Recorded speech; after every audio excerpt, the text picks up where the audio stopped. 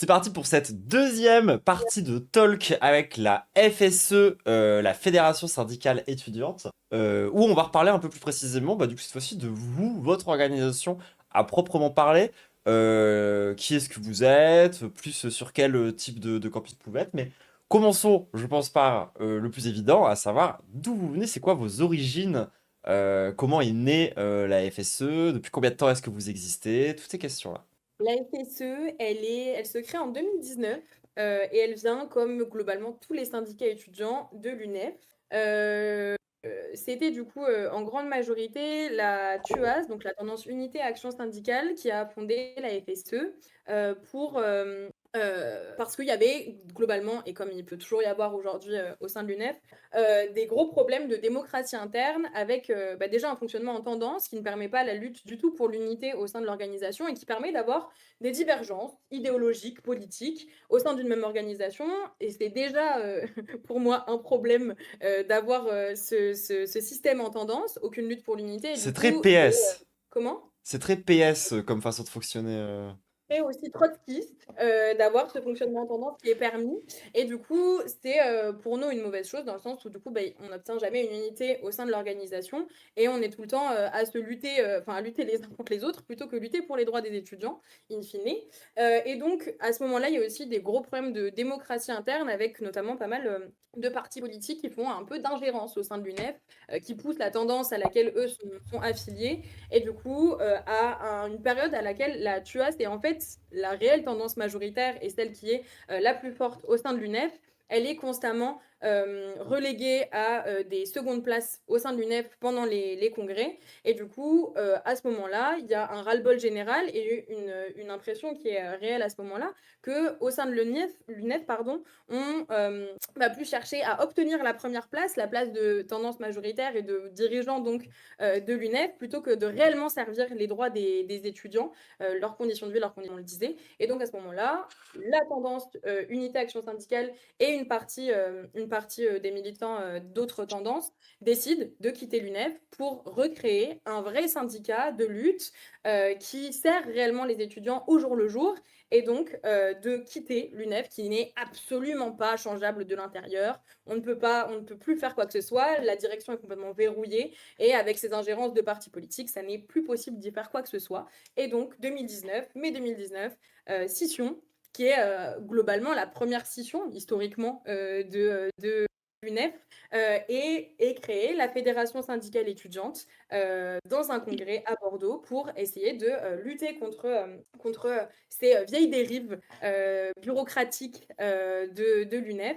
Et donc, notamment, elle est disponible sur Internet si vous cherchez bien. Il y a la lettre aux camarades de l'UNEF, qui est la lettre officielle annonçant le départ et signée par des dizaines et des dizaines de responsables syndicaux locaux qui explicitent aussi un peu plus longuement que ce que je vais faire là, parce que ce serait très très long, les raisons du départ de l'UNEF, mais donc contre cette dérive bureaucratique et qui ne sert plus, enfin en aucun cas, les étudiants à ce moment-là. Ok. Et donc ça, c'est pour l'histoire un peu, on va dire, de vos origines. Mais au-delà de la critique bureaucratique, est-ce qu'il y a par exemple des différences fortes en termes de lignes, justement, du coup, entre vous et les tendances majoritaires de l'UNEF? Bah, d'ailleurs, on dit l'UNEF, hein, mais de l'ensemble du mouvement syndical étudiant, parce qu'aujourd'hui l'UNEF, elle perd de plus en plus de gaz, mais il y a l'Union étudiante qui alors, moi j'ai tendance à dire que c'est juste l'UNEF 2, ils en ont d'ailleurs repris le nom, mais c'est quand même un syndicat qui prend de plus en plus d'ampleur et pareil, qu'est-ce qui vous différencie à proprement parler à la FSE de ce genre de syndicat, qui aujourd'hui, c'est peu des acteurs, importants du syndicalisme étudiant? Hem, du coup, une autre chose qui était très importante dans le départ de l'UNEF, que moi j'ai pas connu mais qu'on m'a raconté, et qui est une tendance, qui est présente, dans, plusieurs, organisations étudiantes, c'est, de d'abandonner, la lutte, de terrain, au profit, du jeu des institutions démocratiques, qui nous sont fait miroiter par, les facs et par, le Crous. Et c'est quelque chose qui était très marquant au moment du départ de l'UNEF, c'était qu'à l'UNEF, il y avait, il me semble, cette idée d'avoir, un pied, dans chaque, genre, un pied dans la lutte, un pied dans les conseils, mais où au final ça se retrouvait à être, surtout, dans les conseils et nous, du coup, c'est quelque chose qu'on veut absolument éviter parce qu'on sait que c'est les conseils qui nous représentent, enfin, on n'a aucun poids démocratique dedans et qui va nous permettre d'avoir ce qu'on obtient uniquement via ces conseils parce qu'on est sous-représenté dedans. Euh, et globalement, toutes les victoires qu'on a, elles sont toujours dues à de la lutte sur le terrain. Et c'est sur cet aspect-là aussi que nous on accentue, c'est que bah la lutte, ça se doit d'être combatif et toutes les victoires on les obtient parce que on est prêt à aller jusqu'au bout. Et moi, c'est le truc personnellement qui m'a fait rejoindre aussi la FSE, c'est le fait que quand en fait, enfin, il y a une vraie notion de rien lâcher quoi, de tant qu'on n'a pas ce qu'on a demandé, en fait, on va continuer à occuper, on va aller une étape plus loin, envahir, faire tout ce qu'il faut jusqu'à ce qu'on obtienne gain de cause et pas se laisser aussi tempérer par des négociations, quoi. Donc voilà, c'est un aspect très important, la lutte et la lutte combative dans le syndicalisme, parce que sinon, en fait, on gagne pas. Et après, c'est normal qu'après, on se dise, que les étudiants, ils se disent, ah oui, mais enfin, ça fonctionne pas ou ça sert à rien le syndicalisme. Est-ce que l'UNEF serait Si, pas un peu devenue la voilà. CFDT des syndicats étudiants finalement, à chercher le compromis Bah, c'est une dérive qu'on retrouve dans beaucoup de syndicats étudiants par justement cette peur de la répression, cette peur d'être mal vu par les présidences, parce que quand même on aimerait bien obtenir le siège de vice-président étudiant pour diriger cette fac main dans la main et pouvoir ajouter aussi potentiellement une ligne à son CV. Parce que c'est aussi, mine de rien, le syndicalisme étudiant, alors pas à la FSE, vous ne trouverez pas de carrière à la FSE au vu de la ligne qu'on porte, mais c'est aussi, mine de rien, une espèce de machine à créer futurs dirigeants politiques, des futurs élus, sur député, ouais. avec les partis, différents partis politiques avec lesquels peuvent être liés les syndicats étudiants, mais c'est véritablement, ça peut être ouais, de créateurs, Le tremplin. Ouais, c'est ça carrément. Et alors, bon, à la FSE, ça n'est pas le cas au vu du niveau de combativité et des sauces dans lesquelles on peut se retrouver quand on milite à la FSE avec la combativité que ça exige. Mais en fait, c'est aussi effectivement des tremplins. Et du coup, bah, on ne peut pas froisser son image, on ne peut pas avoir un historique compliqué avec les administrations parce qu'il faut conserver cette image-là. La FSE, elle rejette ça en bloc. La ligne ne sera jamais compromise par quoi que ce soit par une menace, par un financement, une menace de coupe de financement, une menace d'exclusion ou quoi que ce soit. On le sait que plus on est réprimé, plus on est sur le bon chemin. Et donc c'est effectivement aussi une des choses qui nous différencie, c'est que ce qu'on porte, c'est réellement au jour le jour et sur le long terme pour aider les étudiants et étudiantes et pas seulement pour s'assurer une place dans quelques conseils que ce soit ou pousser à ajouter une ligne sur notre CV pour notre futur job d'assistant parlementaire. Je me retiens, j'ai envie de jeter Ok. une balle au trotskisme parce que ça c'est critiquer la bureaucratie, mais tiens, je me retiens. Ouais, je suis d'accord aussi. Quand t'as dit, Je c'est me pas que le PS, c'est retiens. aussi les trotskistes, c'était très très dur de pas faire de petites blagues. Mais bon, bref. Euh, Non, mais écoute, je pense qu'on peut peut-être aborder un petit peu. Donc, il y a vraiment ce que vous dites, cette distance en termes de lutte, de façon de lutter, d'organisation. Mais vous êtes aussi porteur et je pense que c'est le moment du coup d'aborder votre ligne anti-impérialiste, notamment, bah, du coup, à proprement parler, au-delà de la simple méthode de lutte et de la manière d'imposer un rapport de force, il y a aussi bah, comment dire. Ouais, des postures pas idéologiques, parce que c'est pas que idéologique, des postures de lutte, quoi, qui sont importantes pour vous et qui sont pas des trucs vraiment négociables, quoi. Comme par exemple le fait que bah, c'est anti-impérialiste, point barre. Il y a pas de. Ça, c'est quelque chose qui ne changera pas, quoi. Mm. Et sur l'anti-impérialisme, du coup, bah, pourquoi c'est quelque chose de très important pour nous à la FSE? Euh, du coup, ça sur YouTube, c'était dans la capsule précédente, mais où on présentait le fait qu'on était un syndicat de lutte, de victoire et de classe. Et en fait, le fait d'être un syndicat de classe et de comprendre que notre objectif, c'est de lutter pour notre classe, euh, donc le prolétariat, c'est qu'en fait, on s'inscrit dans la lutte des classes à l'échelle nationale et internationale et que sur le plan international, la lutte des classes, elle se structure sous la forme de l'impérialisme. Et nous, étudiants français, on habite dans un des plus gros pays impérialistes, dans une des plus grosses puissances impérialistes dans le monde, la France, qui est un pays impérialiste qui exploite bah, tous les pays opprimés du monde, principalement ses colonies et ses anciennes colonies.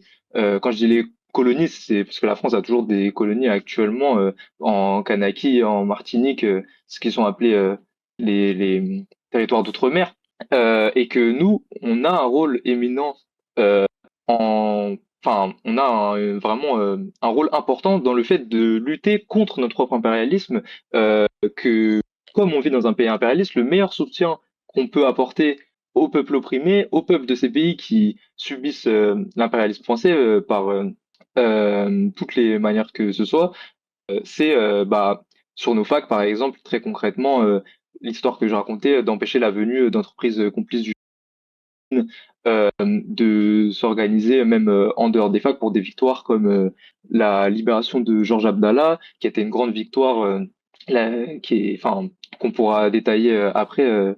Mais c'est pour ça, en fait, que la lutte anti-impérialiste, elle est aussi importante pour nous, c'est qu'elle découle très logiquement du fait qu'on est un syndicat de classe.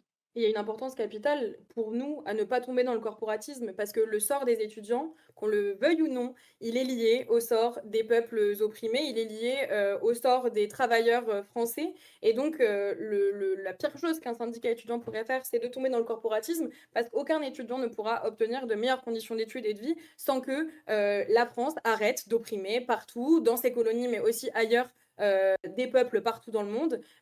Aucun étudiant ne pourra avoir de meilleures conditions d'études qu'en soutenant les luttes des travailleurs et travailleuses en France et partout dans le monde.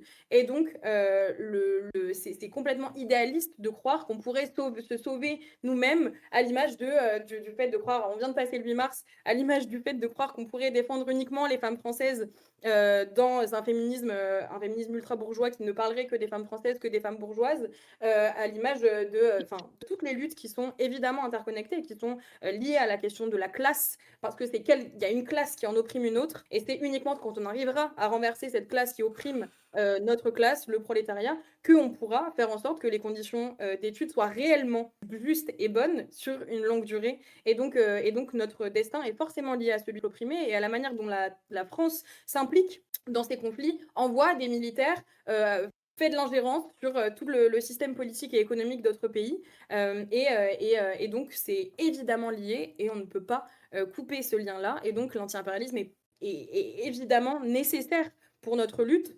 et on doit se faire le relais du coup des luttes anti-impérialistes partout dans le monde, des révoltes, comme Élile disait, en Kanaki, en Guyane, la question du chlordécone. Enfin, il y a énormément de sujets dont on doit s'emparer et qu'on doit mettre en avant, puisque tous ces camarades partout dans le monde qui luttent contre l'impérialisme français, ils luttent pour nos droits aussi, et nous, en luttant pour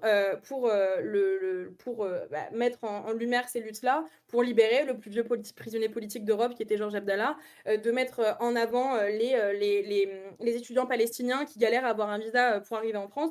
On lutte pour nos propres conditions d'études et c'est ce lien-là qu'on doit rendre extrêmement clair et limpide pour tous les étudiants. Et puis, si vous voulez de bons exemples de comment est-ce que l'impérialisme peut prendre énormément de place, surtout si on laisse les choses dérouler comme elles déroulent aujourd'hui, bah, prenez par exemple, on va reparler plus en profondeur de l'américanisation des systèmes d'études plus tard. Et moi, par exemple, du coup, j'étais dans un système d'études qui était complètement dissocié de l'université, qui était à moitié nourri par le privé. À tel point que le bâtiment dans lequel j'ai fait mes études appartenait à une entreprise privée et que chacune de nos promotions était sponsorisée par une entreprise privée. Et dites-vous que ça, c'est pas juste genre en mode oh ça fait chier. C'est-à-dire que ça a ça s'incarne de façon très concrète où bah en fait dans le quatrième et le cinquième étage du bâtiment dans lequel j'ai fait mes études, il y avait des mecs qui fabriquaient des puces pour les drones israéliens. Il y avait des mecs qui fabriquaient des logiciels pour faire de la détection de... Parce que du coup, moi, j'ai fait sur le traitement du signal, c'est exactement ça. C'est des trucs pour étudier des traitements de l'image et tout. Il y avait des gens qui fabriquaient des logiciels qui servaient à détecter des gens pour qu'ils soient ciblés par des attaques de drones, quoi. Donc en fait, ça se matérialise de façon très concrète, y compris quand on est étudiant, parce que précisément, ces entreprises qui sont les rouages de l'impérialisme français ont besoin de cerveaux, ont besoin de bras, ont besoin de travailleurs qui vont chercher en fait chez les étudiants, quoi. Donc si vous cherchez les liens entre la lutte anti-impérialiste et les études, il est là en fait. Et merci beaucoup Prolinin pour le raid. Le timing est on ne peut plus mauvais pour remercier, mais merci beaucoup Prolinin pour le raid. Peut-être on peut rentrer un peu plus en profondeur et en détail sur Georges Ibrahim Abdallah du coup, parce que tout le monde n'a pas forcément la Ouais, ref dans le chat. c'est une grosse campagne ça en Ça a plus. été une très Très très grosse grosse campagne. campagne. Donc je pense que ce serait bien qu'on en reparle un petit peu, qu'on fasse 5-10 minutes là-dessus. Je pense que c'est Eh mieux ben, si Claire, écoutez, tu racontes comme. Ouais, je peux. vas-y, Du vas-y. coup, Déjà, pour dites-nous, c'est qui Georges Ibrahim Abdallah? que j'allais faire pour resituer un petit peu qui est Georges Ibrahim Abdallah.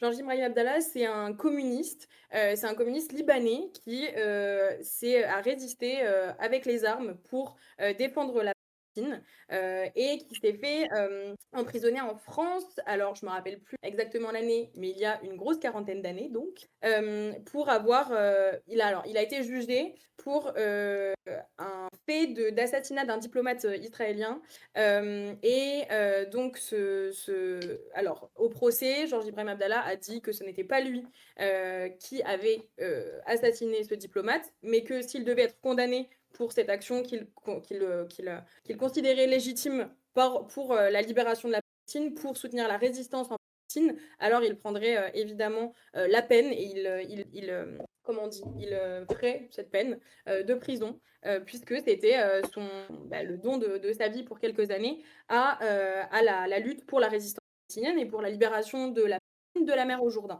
Il a donc été enfermé.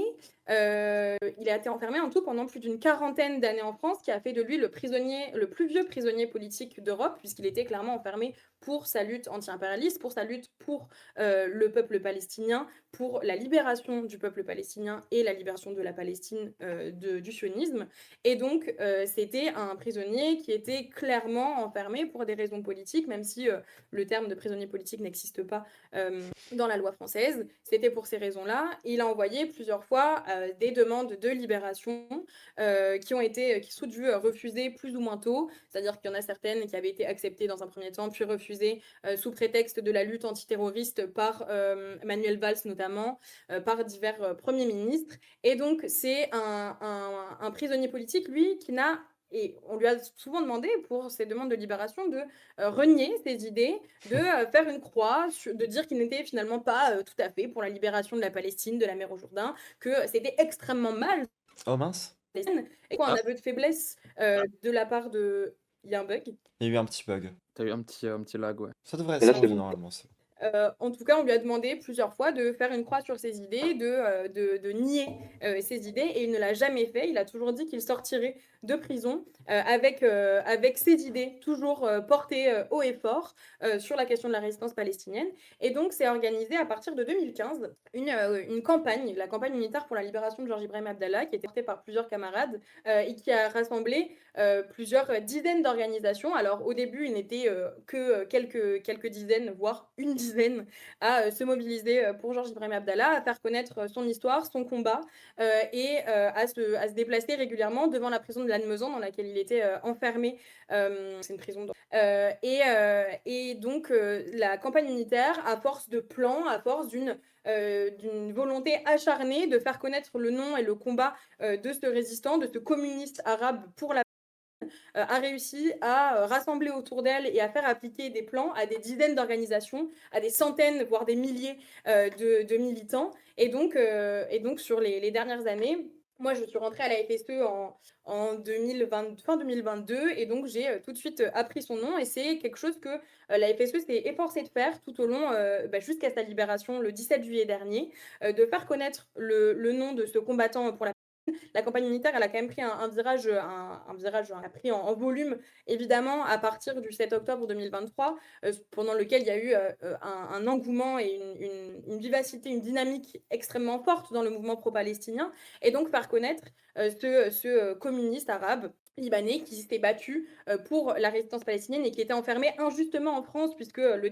délai était bien évidemment dépassé et on refusait ces demandes de libération pour des raisons extrêmement politiques, de lutter pour ce camarade, pour faire connaître son nom, son combat, et faire en sorte qu'il finisse par être libéré. Et ça, du coup, c'est plus de 10 ans de combat de la campagne unitaire qui s'est soldé par un immense succès, la libération de Georges Ibrahim Abdallah, qui évidemment qui ne repose pas évidemment uniquement sur les militants français, mais dans un premier temps sur les bras, les épaules de la résistance palestinienne, dont c'était une des grandes revendications de voir Georges Abdallah être libéré, et soutenu par la mobilisation de militants anti-impérialistes partout dans le monde, et du coup mis en place par la campagne unitaire pour sa libération libération en France, campagne à laquelle la FSE a pris part, c'était évident, de pouvoir lutter pour la libération d'un prisonnier politique pour la et donc, un immense succès le 17 juillet dernier pour une énième demande de libération. Il me semble que c'était la 13e ou 14e demande qu'il faisait.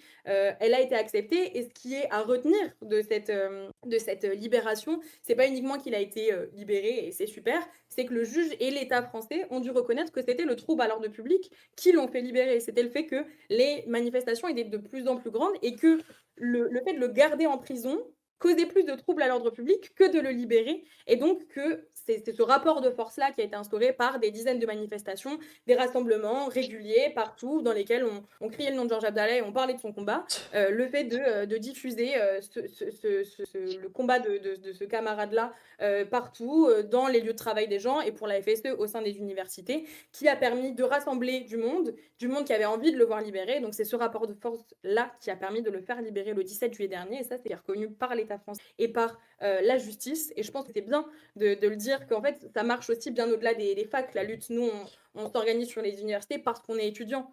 Et État donc français que qui plus est, qui était sous pression internationale de ne pas le libérer, justement. oui, Il y oui, tout à avait fait. d'autres États impérialistes, notamment les États-Unis, qui poussaient au maximum pour justement éviter que ça arrive. Et c'est là qu'il faut comprendre que en fait, dans ce rapport de force, il n'y a pas juste nous contre l'État. Il y avait genre nous contre l'État et le reste de l'impérialisme qui était mobilisé contre ça, justement. Tout à fait. Mhm. Et du coup, c'était nous évident de se mobiliser sur l'université parce que c'est notre lieu principal dans lequel on évolue en tant qu'étudiant. Mais en fait, ça a été des pressions partout. Nous, on a bloqué le 6 décembre 2024 une dizaine d'universités. Il y a eu plusieurs lycées aussi bloqués pour exiger la libération de Georges Ibrahim Abdallah, mais partout, des militants, des syndicalistes, des militants dans des partis politiques et autres organisations de jeunesse ont lutté pour la libération de Georges Ibrahim Abdallah et c'est ça qui a fait plier l'État français. Et donc, la lutte paye toujours et des fois, ça prend quelques semaines, et des fois, ça prend un an, des fois, ça en prend 10.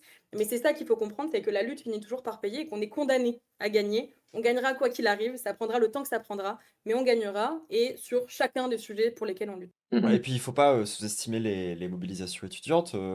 Moi, un cas que je trouve exemplaire aussi, c'est par exemple en Serbie, où des manifestations étudiantes ont pris une telle ampleur que ça a fini par mobiliser le reste du pays, notamment les travailleurs plutôt dans la ruralité, parce qu'ils ont réussi à exporter une lutte jusque l'ensemble du pays. Et ça a vraiment pu faire bouger des lignes aussi. Donc il ne faut pas non plus penser les étudiants et la mobilisation des étudiants comme quelque chose d'isolé du reste des luttes, malgré pourtant les efforts qui sont faits de la part du pouvoir pour justement tenter d'isoler les étudiants du reste du travailleur. Où en fait, il faut aussi que, à l'échelle des étudiants et des organisations étudiantes, ce lien il soit fait, et notamment il peut être fait à travers parfois des grandes questions autour de l'anti-impérialisme, comme notamment la libération de Georges Ibrahim Abdallah. Mm.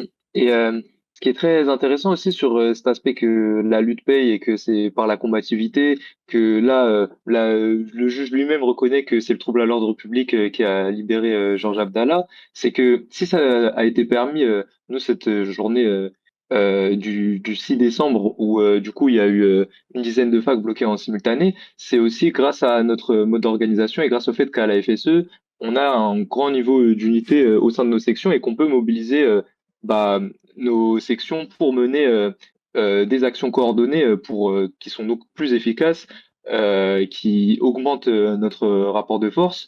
Et c'était un des grands aspects, outre le trouble à l'ordre public, mais particulier, enfin un des aspects importants, je veux dire, de la campagne unitaire pour la libération de Georges Abdallah, c'était le fait que ça a vraiment fonctionné via des plans de bataille, des plans coordonnés, réfléchis, qui, en les suivant et nous en jouant notre rôle, enfin, dans ces plans-là, en se faisant le relais de cette lutte-là sur nos facs, en important cette lutte-là sur nos facs, en faisant connaître le nom de Georges Ibrahim Abdallah, en bloquant nos facs, en nous mobilisant, on a obtenu cette victoire.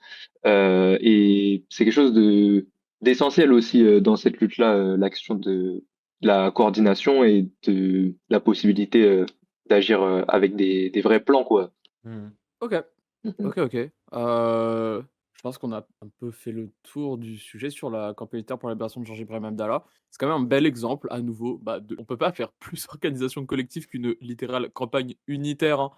D'autant que comme vous l'avez dit, c'était vraiment une campagne qui, surtout vers la fin, regroupait un nombre assez innombrable d'organisations.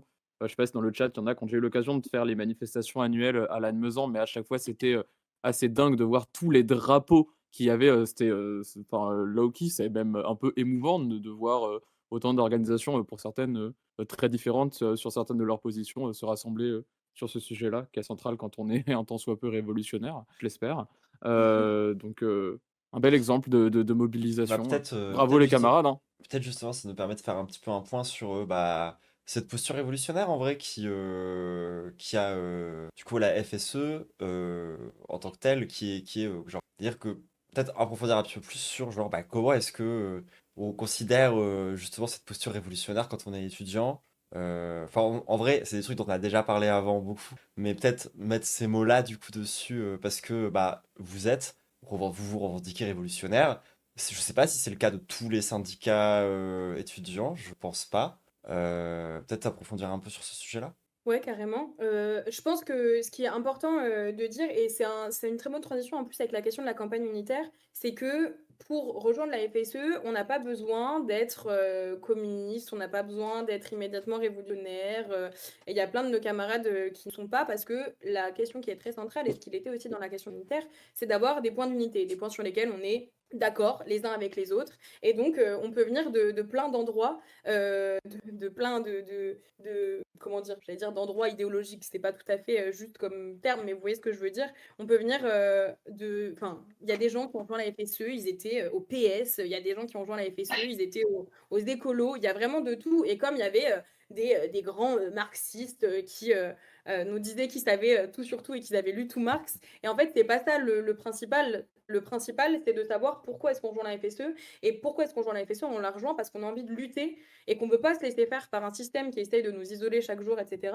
Et donc cette posture-là, elle est presque secondaire parce qu'en fait, à partir du moment où on n'a pas envie de se laisser faire et on a envie de bouger les choses et de le faire de manière combative et pas en restant dans les limites qu'on nous impose, alors en vrai, on est révolutionnaire, qu'on se revendique révolutionnaire ou pas. Et du coup, c'est ça qui est très central, je pense, dans la FSE. C'est pas de quel parce qu'il y a encore des gens, de quel grand penseur ou penseuse on se revendique et à quel penseur on a l'impression de ressembler plus et est-ce que la FSE, elle pense que tel penseur c'est bien ou pas? On s'en fiche. On s'en fiche parce qu'on est un syndicat étudiant, on n'est pas un parti politique, on n'est pas voué à devenir un parti, on n'est pas voué à mener la révolution en tant que syndicat étudiant, loin de là. Et donc, oui, en soi, on a une posture révolutionnaire, mais chaque étudiant, chaque camarade qui lutte et qui a envie de le faire jusqu'à la victoire, il est de fait révolutionnaire. Et donc, c'est ces gens-là qu'on a envie de ramener vers nous, peu importe de quel endroit ils viennent idéologiquement. Alors, si tu as envie de lutter et de manière combative, rejoins-nous et tu es de fait révolutionnaire parce que tu as envie de changer les choses en sortant des limites que pose le système. Et donc, je pense que c'est ça qui est important, c'est pas de ça on vient, mais de savoir comment est-ce qu'on a envie de lutter. C'est ça qui définit un révolutionnaire, c'est lutter en combatif toujours et en ne faisant jamais aucun coup. C'est ça qui est important parce que vraiment ces questions-là de est-ce que vous liez à tel ou tel penseur, on nous les pose régulièrement, c'est pas ça le principal. Ouais, c'est pas forcément ce qui est important. D'ailleurs, ça va nous permettre peut-être de faire le pont avec notre prochaine grande partie, à savoir, bah, en fait, proprement parler, peut-être un petit historique aussi, ben, plus récemment, comment dire, du rapport de force enfin, pas tant du rapport de force, disons des politiques qui sont tentées de nous être imposées par la classe bourgeoise à l'université. Donc partir déjà du principe de pourquoi est-ce que genre la bourgeoisie s'attaque à l'université à proprement parler, pour ensuite faire le pont du coup vers justement bah si on est révolutionnaire d'accord, mais pour faire émerger quel système, et puis on pourra parler de ça du coup plus tard. Mais déjà dans un premier temps, bah, la question qu'on pourrait se poser c'est genre mais attendez, du coup on dit que d'un côté les étudiants sont affiliés à la petite bourgeoisie, qu'il y a tel mais pourquoi est-ce que du coup à proprement parler la bourgeoisie elle a ce besoin de s'attaquer aux universités? Pourquoi est-ce que on parle de wokisme dans les universités? Pourquoi est-ce qu'on enlève des financements? Pourquoi est-ce qu'on essaye de détruire ce système-là pour le remplacer par du coup un système beaucoup plus proche des universités américaines, très élitiste, sur concours, etc. Euh, Est-ce que vous pouvez nous répondre par rapport à ça? Mm, mm. Tu me dis. Bah, là-dessus, du coup, c'est quelque chose qu'on a déjà abordé avant, mais qui est très important de répéter, c'est que l'université, c'est un outil comme les autres de la bourgeoisie. C'est un outil où les intérêts de la bourgeoisie sont représentés. Pas du tout quelque chose qui est à part dans le système capitaliste qui organise et qui pourrit nos vies. C'est une partie, c'en est une partie intégrante.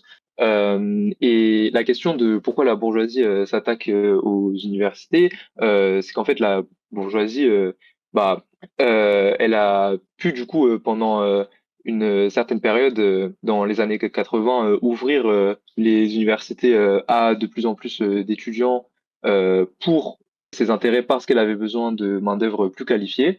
Et là aujourd'hui, pourquoi elle s'attaque à l'université? Parce qu'elle a d'autres besoins. Parce que actuellement on est à un moment dans l'histoire où les pays impérialistes sont de plus en plus en train de se mener des guerres pour leurs intérêts, pour récupérer des intérêts qui se convoitent entre impérialistes. On le voit avec les États-Unis et leur agression sur le Venezuela et l'Iran. On le voit énormément en France avec la militarisation et la marche à la guerre. Et donc, dans la période actuelle, c'est quelque chose qui est extrêmement important.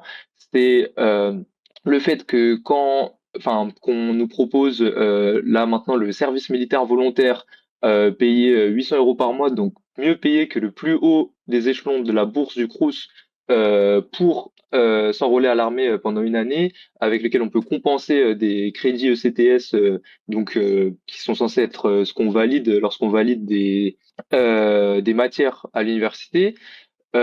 C'est la présence de plus en plus accrue de conférences, d'événements sur les facs liés à l'armée qui prônent la militarisation.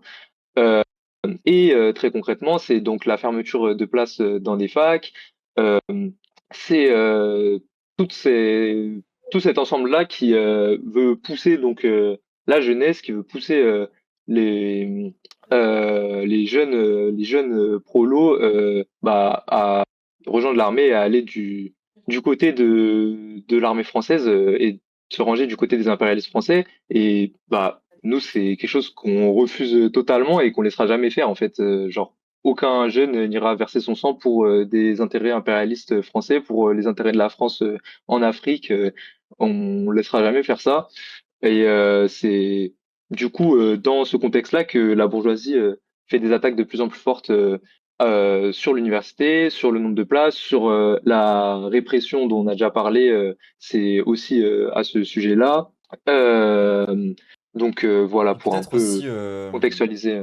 peut-être aussi avec l'université en tant que contre-pouvoir. Parce que dans une période de raidissement du pouvoir, de crise du capitalisme et donc de fascisation à la fois des esprits et du pouvoir, on a aussi l'université qui représente en fait un contre-pouvoir important et institutionnel qui du coup empêche la bourgeoisie de mener toutes les politiques qu'elle veut, quoi. Moi, Donc, j'allais parler de ça effectivement sur le fait que le répression des étudiants qui se mobilisent aussi et que, du coup le fait que malgré tous leurs efforts, l'université ça reste aussi un lieu de politisation très très fort d'une partie de la jeunesse, la chanceuse qui a accès aux études. Et du coup ça c'est un lieu de politisation très fort et du coup et généralement quand même un lieu de politisation progressiste malgré ce qu'on peut faire croire en nous disant que les organisations étudiantes d'extrême droite, l'UNI, la Cocarde et autres progressent. On le voit, c'est fondamentalement faux. Leurs rangs ne s'étendent pas. Ils deviennent juste plus agressifs et ils se montrent plus.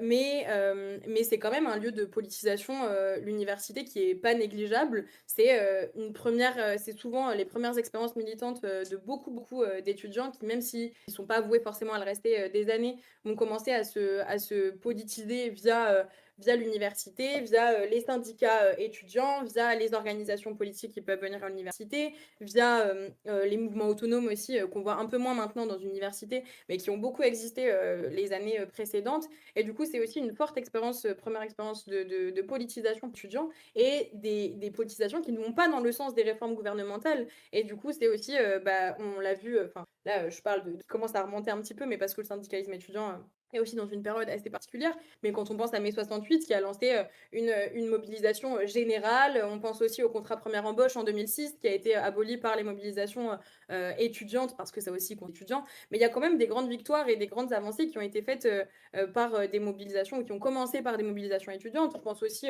pendant la dernière réforme des retraites, à l'implication des étudiants et des universités. Le nombre d'universités qui a été bloqué, occupé pendant la réforme des retraites en 2023, c'est énorme. Et donc, en fait, c'est quand même effectivement des lieux dans lesquels il y a des pensées progressistes, la pensée progressiste qui s'étend, qui se diffuse, qui, même si elle est parfois représentée par seulement quelques dizaines de militants, se diffuse dans l'université et peut mener à avoir des gros moments de mobilisation. Et c'est aussi ça qu'on attaque en attaquant l'univers public, parce que c'est pas n'importe quoi ces idées progressistes-là. C'est pas les étudiants les plus bourgeois qui vont se mobiliser contre une énième réforme pour avoir une plus grande sélection à l'université, ou contre Bienvenue en France qui fixe les frais d'inscription pour les étudiants étrangers à presque 3 000 € pour une année de licence et 4 000 € pour un master. Ils en ont rien à faire.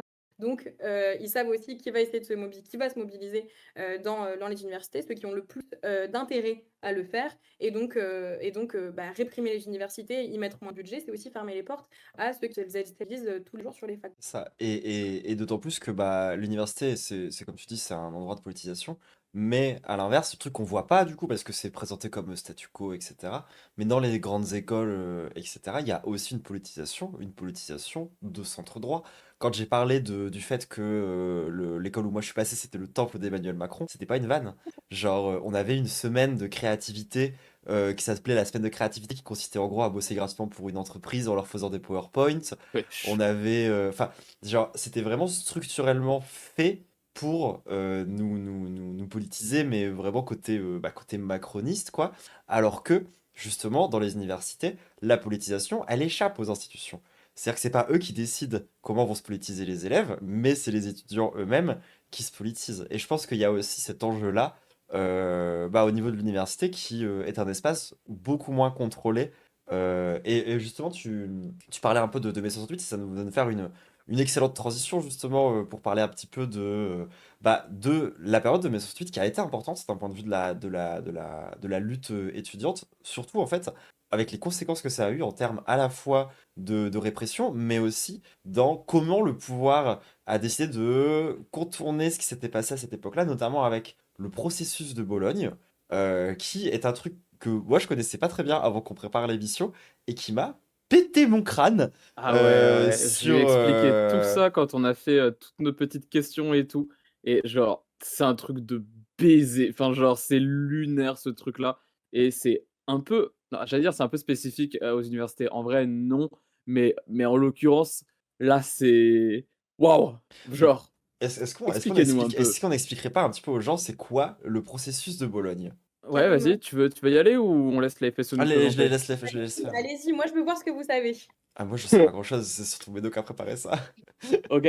Alors, bon, je suis pas une professionnelle du sujet, ça fait quand même bien longtemps que je ne suis plus étudiante, mais le processus de Bologne, c'est un rassemblement qu'il y a eu, en 1999, si je ne m'abuse, dans la ville de Bologne, oui, la même ville d'où provient la sauce bolognaise, le chat, vous serez ravis de l'apprendre, qui a en gros rassemblé tous les bourgeois d'Europe qui étaient spécialisés sur l'enseignement supérieur et la recherche. Vous avez aujourd'hui, je crois, il y a une quarantaine de pays qui font partie de ce qu'on appelle le processus de Bologne, qui ont envoyé tous leurs petits bourgeois. Tous leurs bourgeois, également beaucoup d'acteurs privés, hein, il y avait des patrons qui étaient là aussi. Et en gros, ils se sont tous rassemblés dans une salle et ils se sont dit, il y a trop d'établissements publics en Europe, comment est-ce qu'on peut péter ça? Et ils ont fait une stratégie en 52 étapes, un truc hyper long sur comment petit à petit venir fragiliser l'enseignement public en Europe pour pouvoir petit à petit nous amener sur un modèle à l'américaine. Et je crois que le truc qui nous a fait le plus péter notre crâne quand on a vu ça, c'est que il y a tout le monde à un Tout le point monde. où littéralement le Vatican est membre du processus de Bologne. Le Vatican, c'est lunaire, genre, C'est fou. c'est fou. Il y a une stratégie de la bourgeoisie qui a été calculée pour venir détruire l'université publique en Europe. C'est ouf, genre. Ça, et parce que du coup, l'américanisation, on va dire, de notre structure étudiante, c'est un truc qui justement, entre autres, mai 68, ça leur avait posé un sacré problème, quoi. À cette époque-là, à l'époque de cette mobilisation-là. Genre, moi, je peux prendre par exemple un exemple très perso, à Grenoble, où en fait, concrètement, ce qui s'est passé, c'est que nous, à Grenoble, on a deux bâtiments anciennement abandonnés, mais il y en a un qui a été retapé, qui sont contre la falaise principale de la ville. Et c'était l'université étudiante. Et en fait, avec mai 68, ils se sont dit, est-ce que ce serait pas une bonne idée de séparer les étudiants du reste de la société et de leur faire un campus universitaire à l'autre bout de la ville? Donc du coup, à l'est, dans la banlieue grenobloise, à Saint-Martin-d'Air, ils ont créé tout le campus universitaire de manière à isoler le plus possible les étudiants du reste des travailleurs. Et ensuite, ils ont choisi ceux qui les arrangeaient le plus, donc les écoles de commerce, d'ingénieurs, de marketing, et ils les ont sortis du campus universitaire pour les mettre à un autre endroit, une espèce de petite défense qu'on a à Grenoble, qui s'appelle la Presqu'île, qui est littéralement à l'opposé. Genre, il y en a un qui est à l'est, l'autre qui est à l'ouest, pour vraiment bah, empêcher l'émergence d'un nouveau mai 68, où ça a vraiment été réfléchi comme ça, littéralement.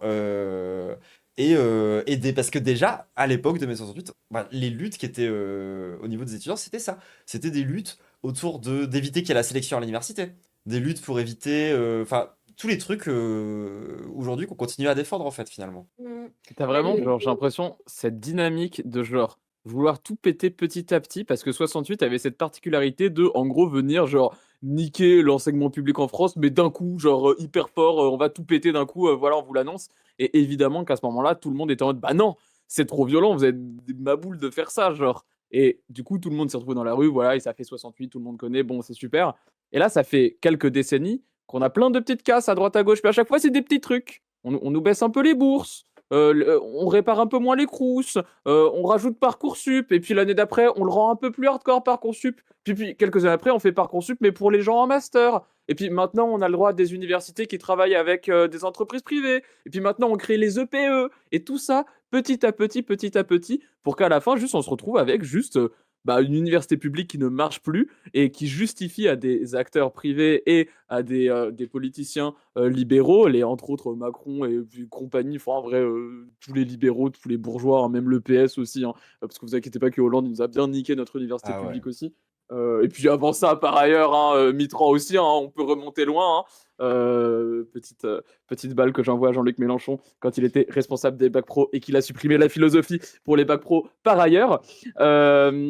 Mais ouais, il y a vraiment cette stratégie de genre faire en sorte de tout nous niquer petit à petit pour pas qu'on s'en rende compte. C'est un truc qu'on voit de manière générale dans les services publics. Hein. C'est comme ça que la SNCF se fait privatiser. C'est comme ça qu'on a niqué la Poste. C'est comme ça que genre des banques qui étaient nationalisées ont été privatisées. J'allais dire dénationalisées. Oui, le terme c'est privatisé, etc., etc. Terme inventé par Et on l'Allemagne n'en parle nazie, au pas. passage. Et c'est fou qu'on n'en parle pas, genre sur l'université publique, En que fait, c'est calculé, genre il y a, un, il y a des papiers, quoi. Il y a Genre. littéralement, et c'est écrit, ça a été fait, genre c'est public, mais il y a littéralement un complot pour faire en sorte que les études redeviennent un truc de bourgeois. Genre, encore plus que ça l'est déjà. Sachant qu'on est déjà critique de ça. On est déjà en mode, c'est déjà un truc d'un peu de bourgeois. Mais Mm. pour le rendre vraiment inaccessible, pour créer un monde encore plus inégalitaire, quoi, où de plus en plus, t'as l'endroit où tu nais, la famille dans laquelle t'es né, les conditions sociales de ton début d'existence qui conditionnent le reste. C'est-à-dire qu'il y a vraiment cette idée-là derrière, fondamentalement inégalitaire en fait, de laisser les études aux gens qui seraient suffisamment blancs, bourgeois, hétéros aussi. Mince aussi, c'est un truc qu'on parle pas beaucoup, mais genre par exemple, il y a quasiment pas de personnes grosses dans les études supérieures parce que bah ça crée. Enfin, il y a plein de trucs qui expliquent ça en profondeur. Mais c'est quand même un peu une dinguerie, les gens. Genre, il faut quand même réaliser un peu la folie du truc, quoi. Ils se sont dit, tiens, ça n'a pas marché quand on a fait des trucs bourrins. On va donc, genre, y aller petit à petit pour que ça. Et ça a relativement fonctionné, en fait. Mais je Mais pense c'est ça, que... Pardon. vas-y, je vais. Mais vous l'avez vraiment très bien expliqué sur cet aspect petit à petit, c'est vraiment très important et le fait que c'était bah, une leçon qu'ils ont prise de mai 68 où en fait c'est quelque chose qu'il faut avoir en tête aussi, c'est que en face la bourgeoisie elle est organisée, elle stratégise, et que nous, on doit répondre à ça encore plus d'organisation et une lutte encore plus importante parce que effectivement, c'est ça l'effet qu'ils veulent produire, c'est le fait que en faisant passer les trucs en douce petit à petit, ça a été la réforme LMD, qui a licence master doctorat, qui a du coup normalisé les systèmes en Europe pour que enfin, ça a supprimé en France par exemple le DUG et tous les diplômes intermédiaires, les maîtrises et tout, pour uniformiser sur le truc licence master doctorat. Il y a eu la création des crédits ECTS, pareil, pour uniformiser, pour passer à un système vraiment de diplôme à points, où en fait ça passe beaucoup plus par la validation de compétences que par vraiment la compréhension Explique vite fait d'acquis et les de crédits connaissances. ECTS. Ouais, du coup, les crédits ECTS, l'idée, c'est que maintenant, enfin, maintenant, ça fait un moment, hein, mais que on n'obtient plus les diplômes à l'université par année.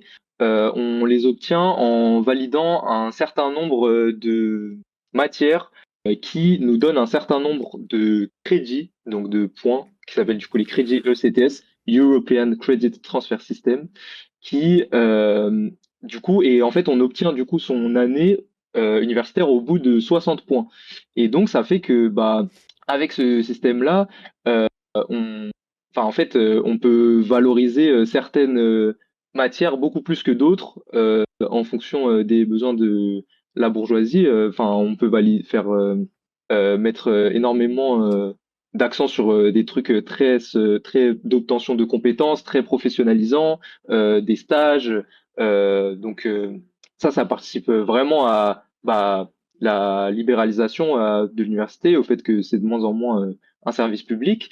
Et là, très récemment, on voit un effet parce que les crédits ECTS a ouvert aussi une brèche dans la manière de valider ses études, dans le sens que c'est possible en théorie de valider des crédits ECTS et d'avoir des crédits ECTS sans valider de matière ou sans obtenir de connaissances en particulier, et qu'avec là, par exemple, le service militaire volontaire, c'est quelque chose qui est en train d'être creusé, bah, de pouvoir voilà compenser une année d'études en allant à l'armée, et ça ouvre toutes ces possibilités-là. Euh, et ce qui est très important, c'est que du coup, bah, ces attaques, elles ont été continues. Il y en a eu d'autres depuis la réforme LMD, depuis les crédits ECTS.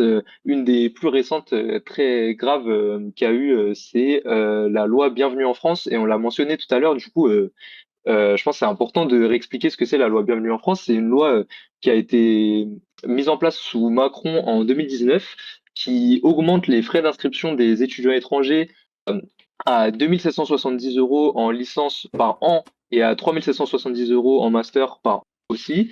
Euh, pour les étudiants étrangers uniquement, c'est une mesure archi-raciste qui commence Elle à être porte. appliquée dans de plus en plus d'universités. Là, à Paris 1, en ce moment, enfin, les camarades sont en lutte contre la mise en place contre l'application de cette loi. Donc, tout ça, ça fait partie, comme tu l'as dit, de cette stratégie du processus de Bologne, cette stratégie des petits pas, de faire, voilà, petit à petit. C'est moi où elle Euh, porte pas très bien son nom, cette réforme Bienvenue en France. Non, mais c'est Non. d'un eh, cynisme, eh, c'est dégueulasse. C'est Genre, assez c'est ouf dégueulasse. quand enfin, même genre, d'avoir amené la loi les comme ça. bourgeois Raslar qui l'ont nommé, ils savaient très bien ce qu'ils faisaient. Genre, c'est vraiment la crotte de nez ultime sur leur loi Je, de je- gros je- je- racistes en je mode. pense qu'ils voulaient vraiment juste avoir les titres de presse en mode les syndicats s'opposent à une loi Bienvenue en France. Tu sais, genre, mais c'est fou parce que c'est tellement Bien sûr. macroniste comme façon de faire. C'est comme les lois travail.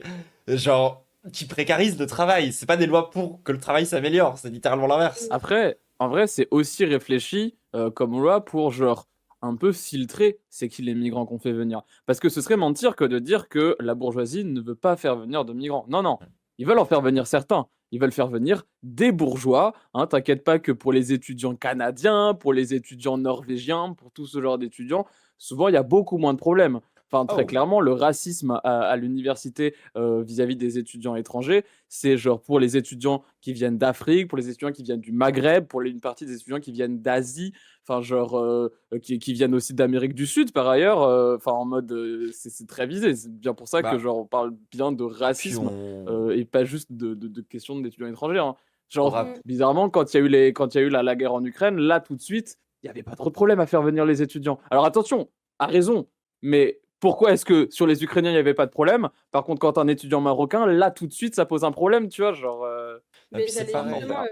parler de ça, mais oui, enfin, pour faire le parallèle qui est très très clair et limpide avec les étudiants palestiniens qui eux aussi subissent Juste, ouais. des bombardements tous les jours, des universités qui sont complètement détruites. En fait, c'était vraiment le parallèle était limpide avec la situation des étudiants ukrainiens qu'on a bien fait d'accueillir évidemment, mais pourquoi est-ce que le traitement des étudiants palestiniens était complètement différent? Le fait d'obtenir des visas était impossible d'étudiants palestiniens.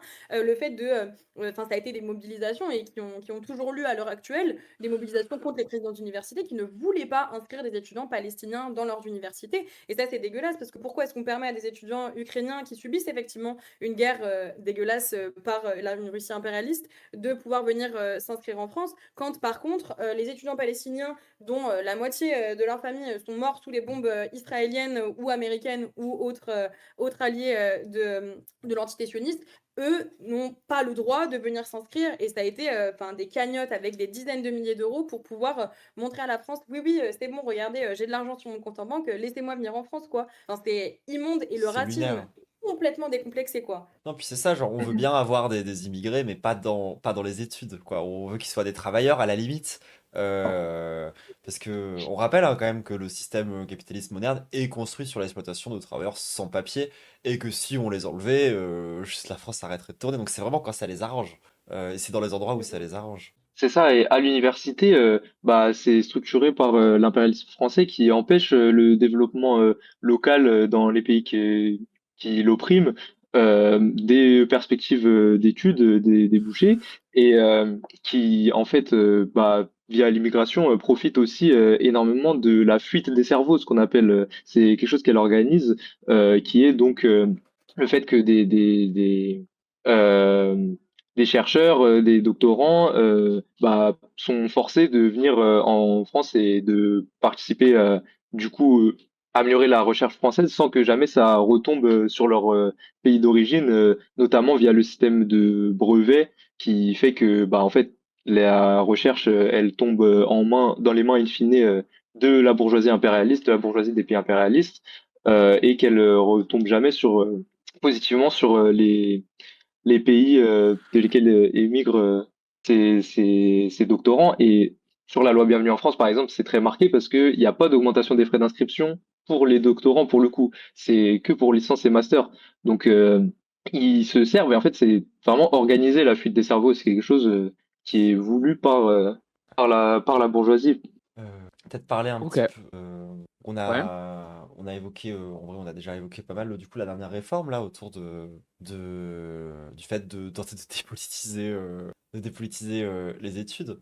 Euh, Est-ce que ça vous dit qu'on passe un petit peu à notre point d'après sur bah, potentiellement, genre, ce serait quoi du coup pour vous le rôle parce que du coup là on a parlé de ce que l'université ne fait pas, de ce qu'elle fait et qui nous va pas.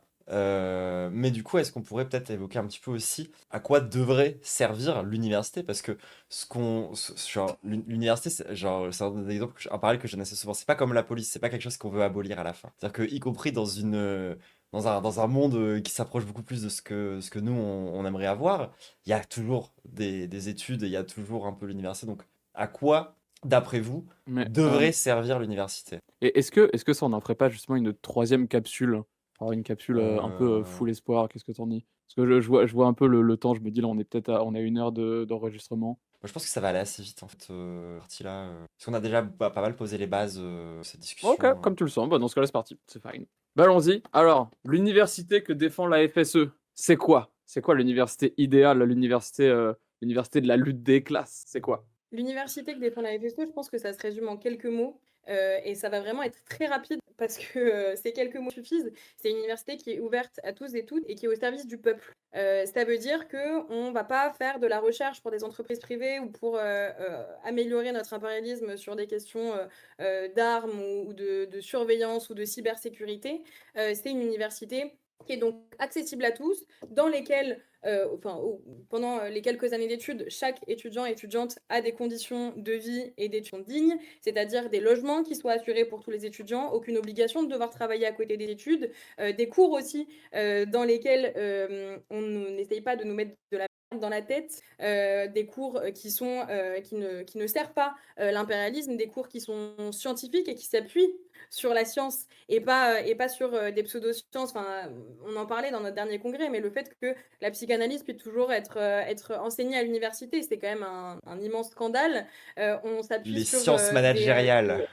les sciences managériales pour devenir happiness manager après, trop bien. Ah ouais. Vraiment, c'est catastrophique. Bref, des cours qui s'appuient sur de la vraie science et qui servent vraiment les étudiants, des parcours qui ne soient pas hyper spécialisés et qui ne t'amènent pas à travailler pour une seule entreprise toute ta vie. Et si jamais tu veux partir de cette entreprise, tu dois reprendre une formation complète parce que dans ton master, on t'aura appris à te servir que des machines chez Orange ou chez Dassault. Et donc, c'est une université ouverte à tous et toutes, avec des cours qui sont scientifiques, validés scientifiquement, sur lesquels il peut aussi avoir un retour de la part des étudiants sur ce que produisent les professeurs.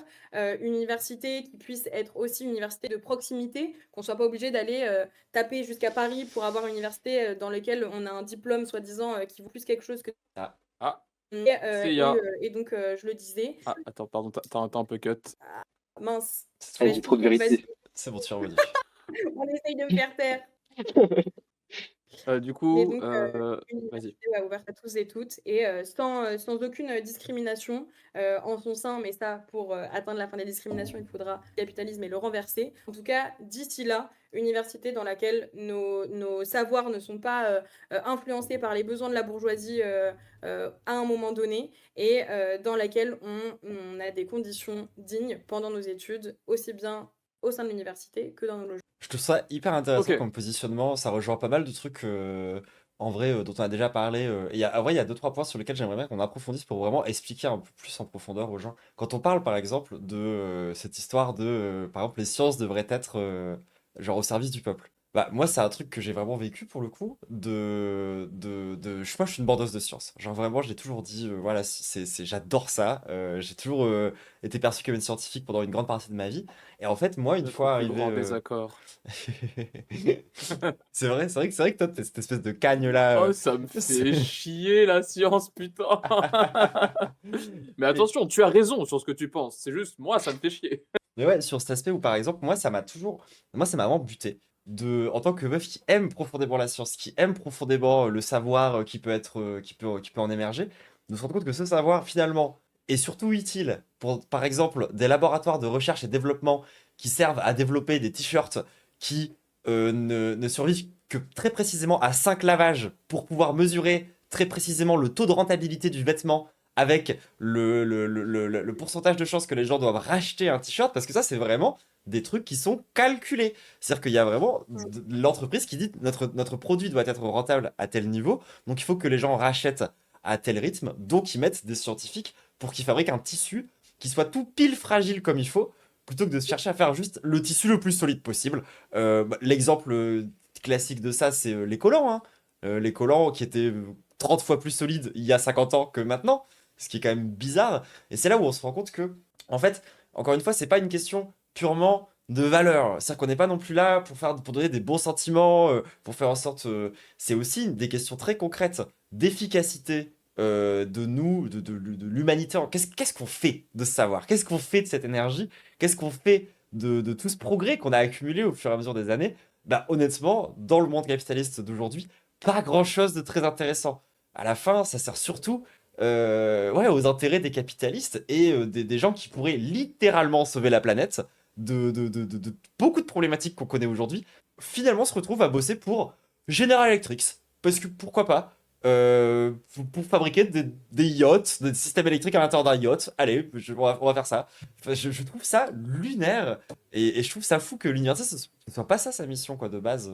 En fait, ça nous fait beaucoup revenir à ce qu'on disait au tout début sur c'est quoi l'intérêt de l'université, comment elle a été pensée, et elle a été pensée comme un outil du système capitaliste. Et si on veut une université qui soit, bah, genre, qui soit faite pour le peuple, pour les prolos, pour genre la classe prolétarienne, la classe travailleuse, bah, en fait, il faut pas genre des petites réformes à droite à gauche pour essayer d'améliorer l'université telle qu'elle est actuellement. Elle n'avait pas été pensée pour nous de base. Il faut littéralement révolutionner l'université, on peut pas la réformer. Waouh, no shit, quoi? Je dis que la réforme, ça marche pas et qu'il faut faire la révolution. Mais on est où? On est dans un média de terribles marxistes gauchistes, mais qu'est-ce qui se passe? Eh C'est oui. lunaire! Non, mais juste, faut abattre ce système de cons. Non, mais À oui, chaque fois, on y exactement. revient. Il faut qu'on s'organise collectivement pour abattre ce système de cons. Parce que ce système, il fait tout pour nous baiser quotidiennement. Il fait tout pour nous produire des bons petits travailleurs, bien aux ordres des bourgeois, Et des bien aux ordres soldats! du capital. Des Et des travailleurs soldats, et tout des à fait, c'est soldats. très très juste. Genre, à la base Enfin, de la genre, base de la base, tu, l'école pour tous, c'était pour faire des soldats. mais oui, et tu l'as dit tout à l'heure, à un moment, tu as commencé à faire une liste, Diane, de les différents profils qui ont du mal à l'université. Tu as parlé évidemment des étudiants racisés qui subissent énormément de racisme à l'université, qui soit très genre concret avec des lois comme la loi Bienvenue en France, ou un peu plus insidieux avec des profs racistes qui se font jamais réprimer. Je rappelle que moi, j'avais des cours d'anthropologie où on différenciait l'Océanie en fonction d'à quel point le teint des gens était cuivré et leurs cheveux crépus. Je ne déconne pas, on m'a appris ça en cours. C'était lunaire. Genre, c'est que derrière, en effet, il n'y a aucune adaptation pour les handicapés à la fac. Les ascenseurs, quand on en a, ils sont pétés une semaine sur deux. Les crous, ils sont tout moisis. Si t'as pas de thune, tu peux rien faire. Mais en fait, pourquoi est-ce que l'université, il y a des petits problèmes pour tout plein de classes marginales? Parce que les marginaux, c'est pas utile pour le capitalisme. Les handicapés, les racisés, les queeros, les gros, tout ce que tu veux, toutes les classes marginalisées, elles ne sont pas utiles au capitalisme. On est moins capable de fournir notre force de travail. Et du coup, on n'a aucun intérêt à avoir accès à l'université parce qu'on ne sera pas des bons travailleurs. Sauf que nous, quand Mhm. on est de gauche, quand on est révolutionnaire, quand on est marxiste, quand on fait partie de la classe travailleuse, bah on défend genre un outil d'émancipation de la classe travailleuse, un outil d'émancipation de l'humanité. Genre, souris notre souris, oui, le marxisme est un mouvement politique qui est profondément humaniste de facto, genre, et n'en déplaise à tous les libéraux qui réutilisent le terme humanisme à tort et à travers. Nous, on défend une université qui soit en effet. Enfin, je dis nous. Vous, par ailleurs, vous Ouais. en bas de mon écran, là, vous défendez l'université en effet, et émancipatrice, et on peut que vous en féliciter. Et évidemment, ce travail ne se mènera absolument pas seul. Les gens, rejoignez la FSE, syndiquez-vous, Et et oui, faites-leur des dons sur leur campagne de dons, purée. Il y a le lien au du chat, je veux voir les dons grossir. Pareil, YouTube, il y a le lien dans la description. Tu fais des dons et tu te syndiques. Pardon, j'ai fini ma bah, petite parenthèse, je me non, suis laissé merci un peu beaucoup. emporter par l'énergie. Ce que je dis, c'est très très vrai. Et bah enfin moi je suis d'accord avec ça. C'est hyper matrixant la question de la science et de l'avancée technologique et toutes les calculs qui ont été faits de genre combien on pourrait travailler d'heures à la place de la quantité de temps qu'on travaille maintenant si on réorganisait proprement toute l'industrie et toute la technologie qui est à notre disposition. Et en fait du potentiel gâché que c'est la science actuellement quoi sous le capitalisme, sous l'impérialisme, et aussi sur la question, bah, même en dehors des sciences dures, on va dire, sur la question des sciences sociales, c'est un aspect important dont on n'a pas beaucoup détaillé, mais sur l'état des lieux actuel de l'université, c'est que l'université, bah, en fait, c'est vraiment un outil au service de la bourgeoisie pour diffuser la pensée dominante. C'est un outil de la bourgeoisie pour diffuser en fait aussi ce qui serait le plafond, ce qui serait la limite de gauche de texte qu'on pourrait avoir, de la manière dont on pourrait analyser le monde, qui la limite et qui éloigne, et dont le but c'est aussi d'éloigner au final les étudiants de la lutte et de fait de s'organiser.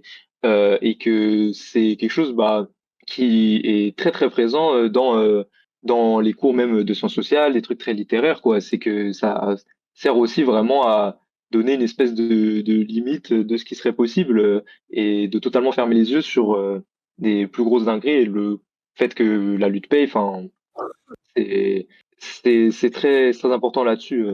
Un autre point que tu as parlé du coup lorsque tu as présenté ce que devrait être pour vous l'université, que je trouve vraiment intéressant, en fait, ça rejoint aussi les aspirations d'autres mouvements de gauche, à savoir le moment où tu as parlé d'une université, on va dire, qui serait moins descendante, dans le sens où les étudiants auraient quelque chose à dire et auraient un vrai pouvoir, on va dire, démocratique, parce que c'est vraiment ça le fond du sujet, quoi, sur qu'est-ce qu'on leur enseigne. Parce qu'on a vraiment cette image dans l'université, les profs donnent du savoir aux étudiants et puis c'est tout, sans se poser de la question de qu'est-ce que les étudiants peuvent apporter eux-mêmes au reste du système, aux professeurs directement, mais pas que.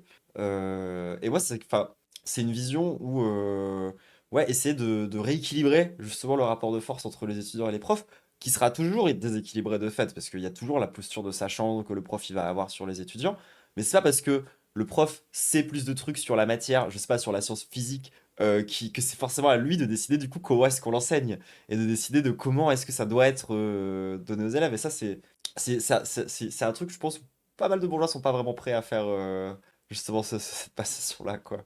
Parce que au Élise, je final, te c'est laisse des vraies répondre. questions de Je pouvoir. suis en train de m'étouffer. Mm, mm. Bah, c'est clair et enfin, sur cet aspect-là, il y a toute la question aussi de bah, faire enfin, de, de, de faire que ce soit vraiment ceux qui utilisent la fac, ceux qui participent à la fac, qui gèrent son fonctionnement et qui gèrent du coup aussi ce qui est enseigné et comme tu as dit, bah aussi que les étudiants critiquent ce qui leur est enseigné par leurs profs, qu'il y ait aussi bah un vrai pouvoir décisionnaire des étudiants dans ce qui doit être fait dans leur université. Euh, et bah en fait ça rejoint juste aussi moi je trouve sur ce point-là dans la perspective concrète actuelle qu'on mène, ça rejoint le besoin en fait ce besoin que ce soit les gens qui utilisent l'université et qui travaillent qui la gèrent le besoin essentiel qui est du lien entre les luttes des étudiants et les luttes des travailleurs et qui est quelque chose qui est hyper important pour nous à la FSE, on l'a répété plein de fois depuis le début du live mais dans le fait que notre rôle, c'est vraiment de rattacher les étudiants à la lutte du prolétariat, de les rattacher à la lutte des classes, que on se doit de lutter sur nos universités aux côtés des travailleurs de nos facs, aux côtés des travailleurs du Crous, aux côtés des BIAT, aux côtés des profs, de les soutenir dans leur lutte, qui soutiennent nos luttes parce qu'en fait, c'est les mêmes luttes in fine Ouais. et qu'on subit en fait les mêmes attaques, les attaques qui viennent de la même classe qui est la bourgeoisie.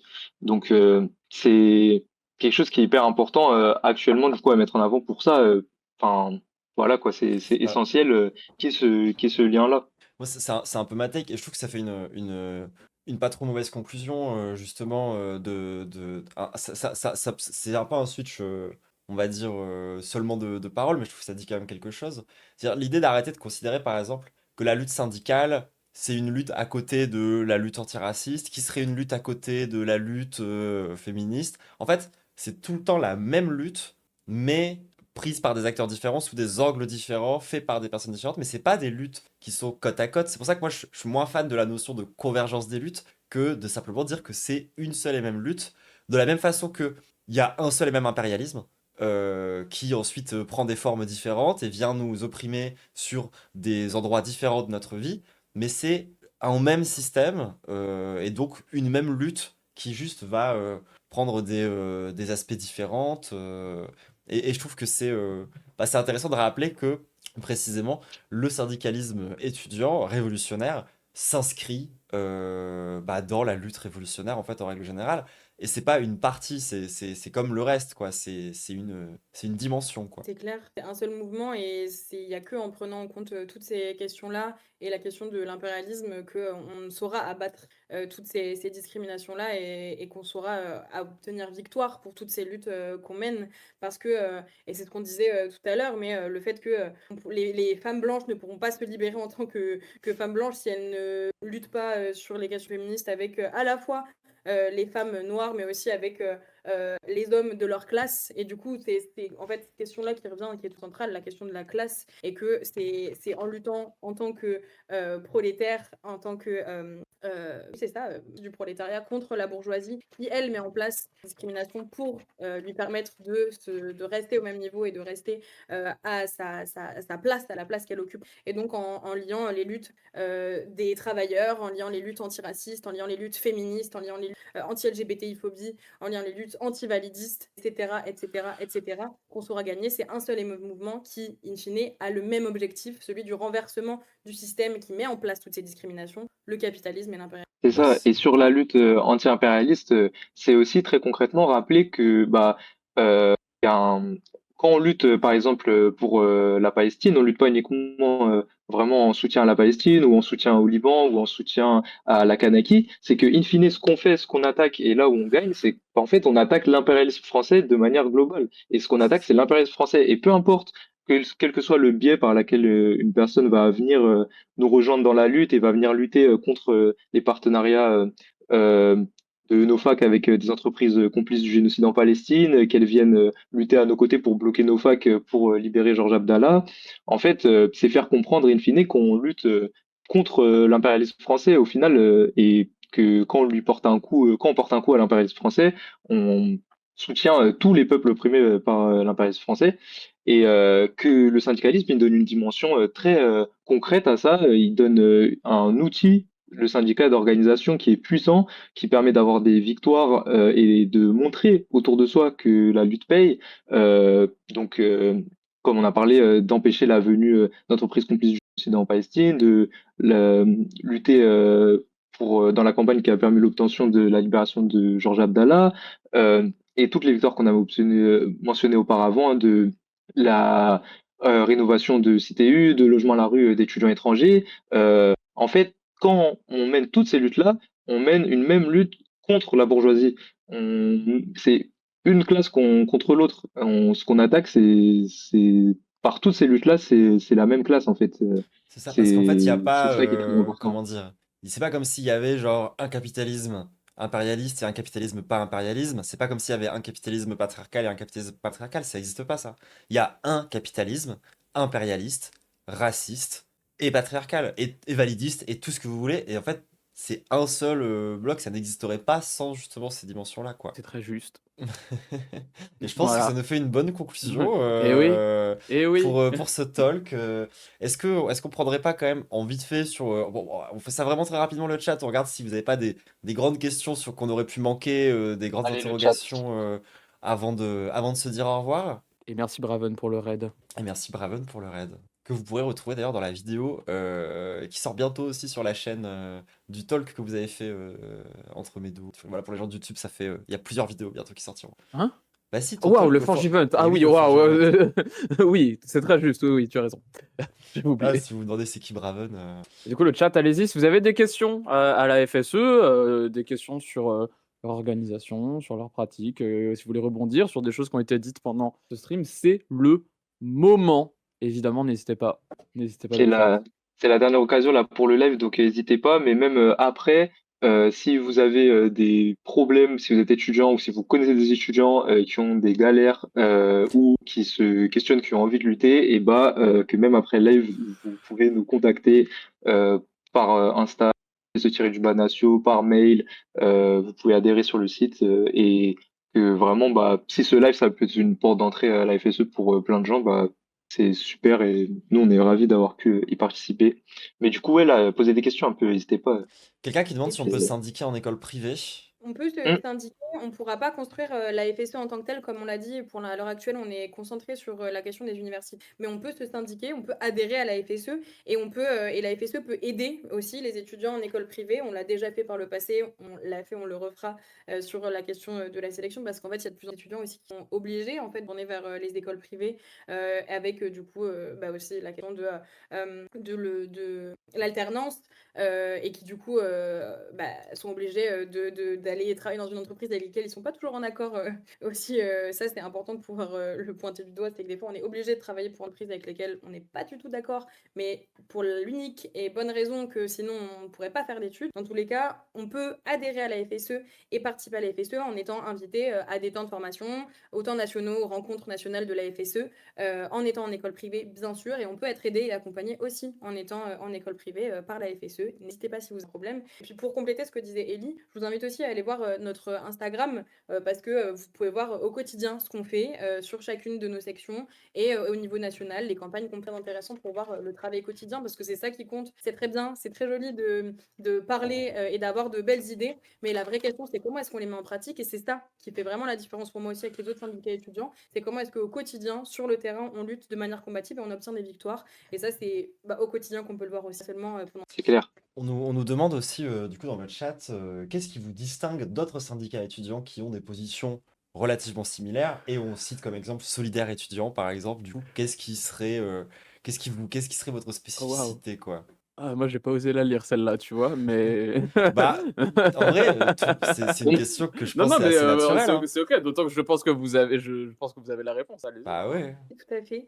La différence avec Solidarité étudiante, c'est vrai qu'il y a des lignes qui sont extrêmement, similaires et ce qui la différence principale réside dans le mode d'organisation, qu'on a entre Solidaires étudiants et la FSE. Solidaires étudiants, c'est un syndicat, de pratique l'autogestion, c'est-à-dire, qu'il y a pas, vraiment, de chaque, syndicat globalement fait ce dont il a envie, avec, des conseils et une ligne, globalement, quand même à respecter au niveau national. Et à la FSE, on fonctionne différemment, c'est-à-dire qu'on fonctionne au centralisme démocratique, c'est-à-dire que il y a une partie de centralisation des informations qui est très très importante. Toutes les sections remontent leurs pratiques, la manière dont elles font les choses, qu'est-ce qui a fonctionné, qu'est-ce qui n'a pas fonctionné, pour qu'on puisse tirer le juste et le faux dans nos pratiques et pouvoir s'améliorer justement sur nos pratiques. Et il y a aussi, du coup, centralisation des informations, et il y a aussi des décentralisations de consignes, c'est-à-dire que au niveau national, pour mener, on en a parlé pendant, quand on parlait de la campagne militaire pour la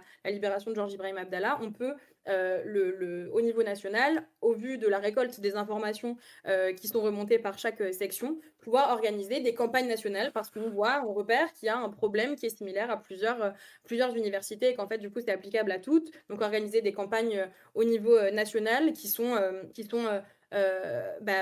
mises en place et dirigées par le Bureau national parce que le Bureau national récupère toutes les informations, les centralise et peut ensuite en produire une analyse qui nous permet d'être encore plus efficace par la suite. Et donc, dans Centralisme démocratique, il y a la question de la démocratie, du fait de discuter, de tirer un bilan commun et des perspectives communes aussi au sein de l'organisation tout entière, avec évidemment là-dedans, le centralisme ne fonctionnerait pas, c'est la pratique de la critique. Et donc, le fait de pouvoir se critiquer sur tout ce qu'on fait, s'autocritiquer et pouvoir du coup en tirer en tirer une analyse et en tirer ensuite de meilleures pratiques. Et donc c'est surtout je veux que parler de résidence en fait, parce que c'est mon problème.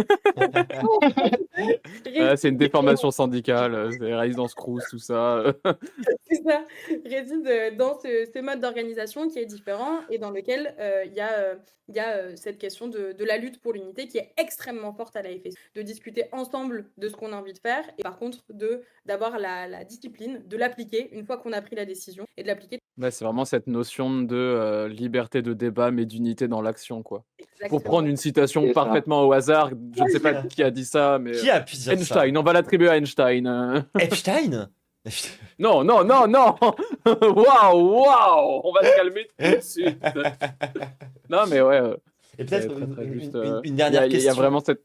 vraiment cette notion de la FSE, j'imagine qu'on va voir la FSE Limoges, c'est la même organisation que la FSE Strasbourg, il y a pas du enfin, c'est la FSE partout, il y a pas du tout d'autonomie de section, Exactement. c'est marrant, ça me rappelle une certaine organisation, plus dans les lores queer, féministes, Je sais pas un du truc tout. genre, l'AST, Je crois que l'OS quelque c'est chose, l'Original je sais Soundtracks, pas. quelque chose comme ça. Ouais, un truc comme ça me parle un peu en tout cas, Je comme sais vraiment méthode pas du tout d'organisation. de quoi tu parles. Non, mais je Enfin, vois pas non plus, ça me parle pas mais du ça me tout. parle en tout cas, ouais.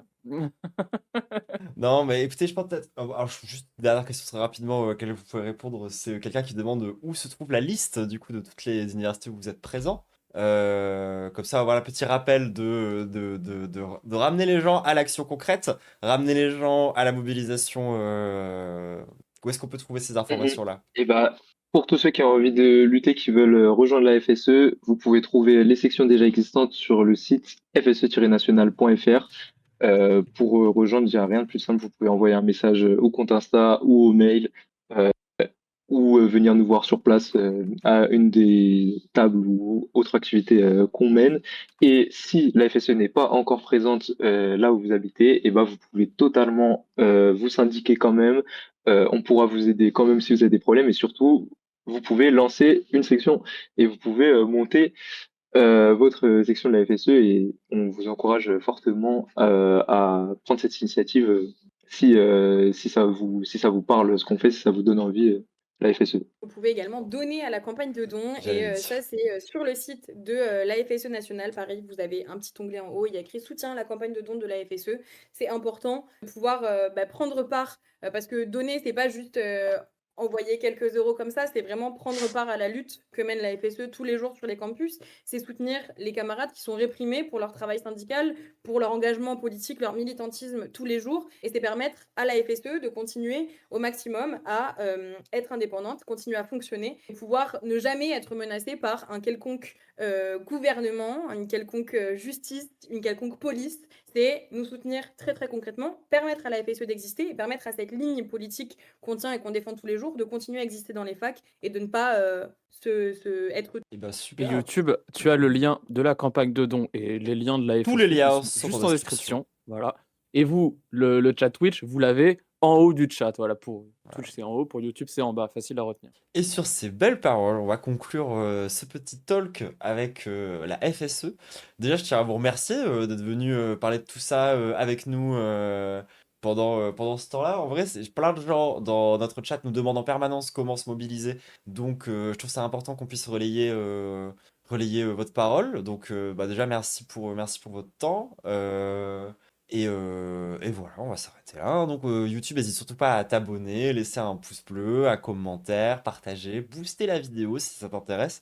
Surtout, encore une fois, comme la capsule d'avant, partager à des étudiants dans ton entourage, voir si tu es toi-même étudiant, ce genre de data, parce qu'en vrai, c'est bah, mine de rien assez peu relayé, parce que bah, la répression, les médias, on n'est pas revenu sur justement les attaques médiatiques que se prennent les Oui, c'est syndicats vrai. étudiants, mais c'est vraiment vénère pour le coup, c'est vraiment costaud. Et on nous fait passer pour ce qu'on n'est pas, quoi. Et donc, Non, voilà. mais oui, la FSE, genre, vous êtes un des syndicats qui s'en prend le plus plein la gueule médiatiquement. Grosse force à vous, hein. Tous les 4 matins, soit vous êtes des terribles fréristes, terroristes, je sais pas quoi. Puis le lendemain, vous êtes des espèces de wokistes qui veulent diviser la France avec des réunions non mixtes, je sais pas quoi. Enfin, à chaque fois, Enfin, c'est un Et enfer. nous Et Grosse force. nous! c'est vraiment trop grave. Et donc, Alors que voilà. c'est que des actions glorieuses, mais bref. Donc voilà, gros bisous YouTube, à la prochaine, et syndique-toi, syndique-toi. Merci beaucoup les Que tu camarades. sois et à très vite, étudiant, vous l'avez dit. lycéen, au chômage, en fait, on vous l'a dit, il y a partout les syndicats, dès que c'est des travailleurs. Ou travailleurs et travailleuses d'ailleurs. Travailleurs, travailleuses, oui, non, mais également, bien tu sûr. peux te syndiquer. Non, mais C'est bien même sûr. souvent le cas. T'es con. Merci beaucoup, camarades. Gros bisous. Watching clouds, I be pulling in the